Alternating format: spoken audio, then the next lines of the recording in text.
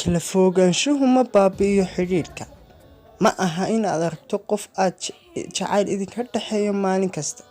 Muhiimna ma aha joogitaanka qoloftiina ee waa waxa qalbigaaga ka dhex guuxaya. Dadka inta badan ilmeeya ma aha dad jilicsan, oohintu waa sida qalbigaagu u hadlo. Kolkii aysan bishmahaagu sharxi karin xanuunka dareemayso. Jeclow waxa qalbigaagu rabo, ma aha waxa indhahaagu arkaan. Ha ka walwalin waxa dadka kale yiraahdaan ama ku arkaan. Kani waa jacaylkaaga ee ma aha kooda. Jeclow ama ka tag qalbiga ku dhaawacay, balse marna adigu ha dhaawicin qalbi ku jecel. Run waa loo ekaysiin karaa dhoola caddayn iyo qosol been ah, laakiin marna lagama been sheego ilinta iyo dareenka dhabta ah.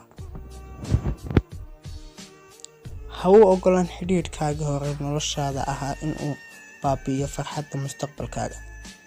Nabarka ama xogintintu waa in ay ku xusuusiyaan wixii aad soo gudubtay, ma aha halkaad ku socoto.